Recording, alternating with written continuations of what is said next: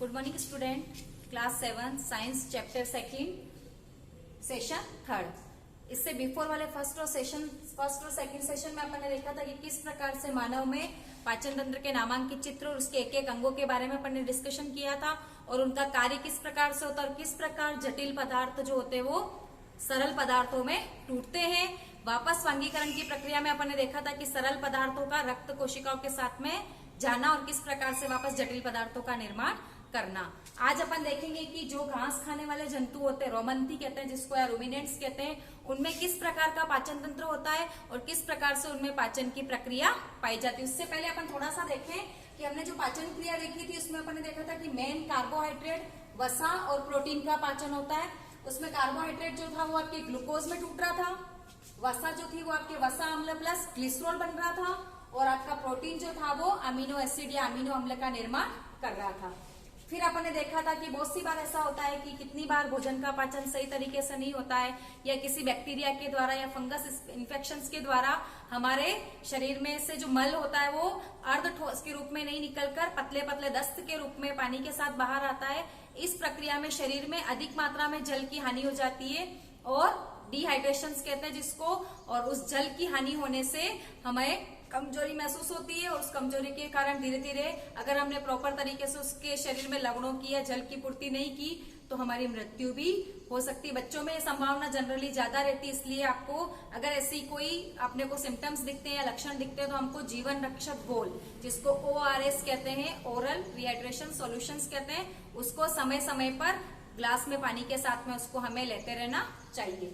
आज अपन देख रहे हैं कि जुगाली करने वाले जो जंतु होते हैं उसको रुमिनेंट या रोमंथी कहलाते हैं। हम देखते हैं कि सड़क पर या जहाँ कहीं भी गाय भैंस वगैरह है वो बैठी बैठी अपना मुंह चलाती रहती है, पूरा दिन उसका मुंह चलता है, जिसको कहते हैं जुगाली करना, है ना। तो ऐसे जंतु क्या कहलाते हैं? रुमिनेंट्स या रोमंथी कहलाते हैं। इसके पाचन तंत्र के ऊपर जनरली अपन थोड़ा सा फोकस डालें, सेम रहता है, केवल एक अंतर है मानव पाचन तंत्र और इस रोमंथी वाले जंतुओं में। सेम है, आप देखेंगे मुख गुहा जिसके द्वारा घास या जनरली जो भी गाय खाती है या भैंस खाती है उनको ग्रहण किया जाता है।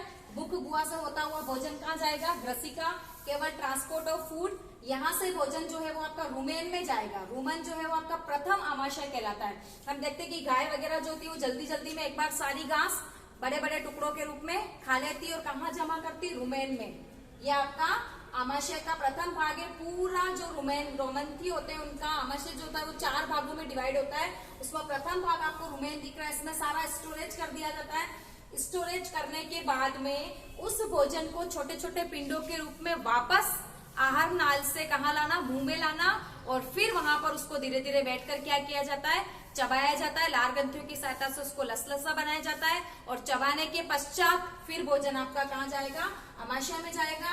आमाशय में पाचन क्रिया, ये वाला पूरा भाग जो दिख रहा है वो आपका आमाशय दिख रहा है।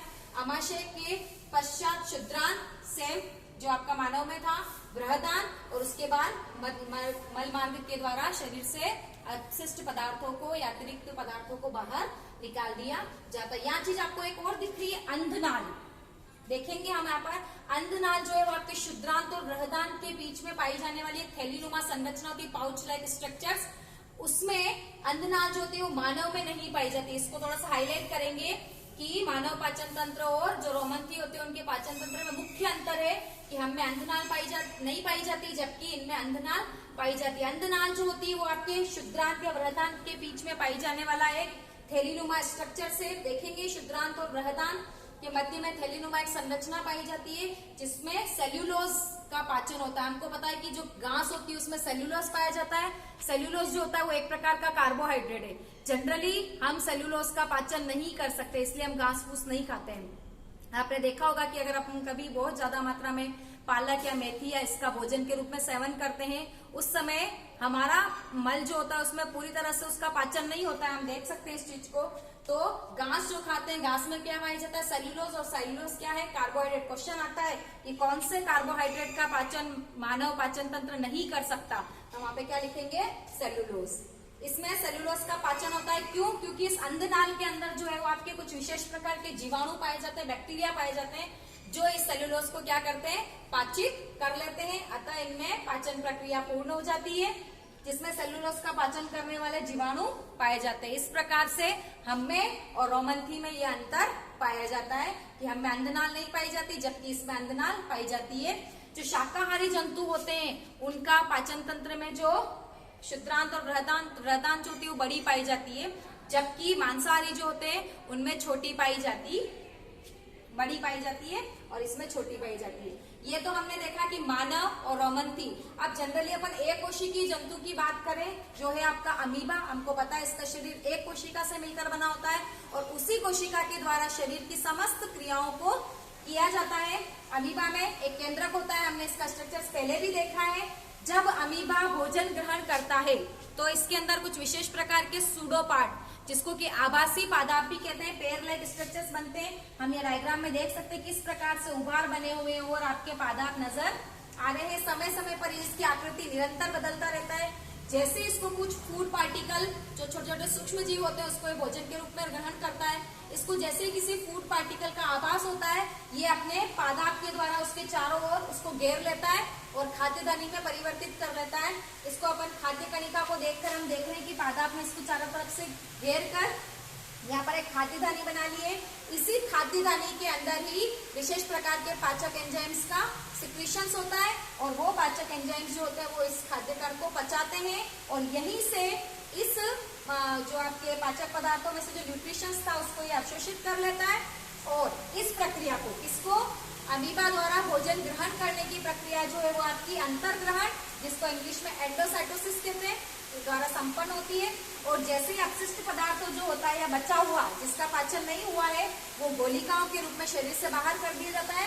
इसको एक्सोसाइटोसिस कहा जाता है। थोड़ा सा इसकी डेफिनेशंस पे फोकस करेंगे अपन कि अमीबा में खाद्य ग्रहण करने की विधि एंडोसाइटोसिस कहलाती है। इस प्रकार से समस्त जीवों में पाचन प्रक्रिया किस प्रकार से पाई जाती है, हमने देखा कि किस प्रकार से मुख से शुरू होकर गुदा मार्ग तक हमारा पाचन तंत्र जो है वो समाप्त होता है। अलग अलग जीवों में अलग अलग प्रकार से प्रोसेस थोड़ा सा अलग हो सकता है, बाकी जनरली जो है वो पाचन क्रिया एक समान संपादित होती है।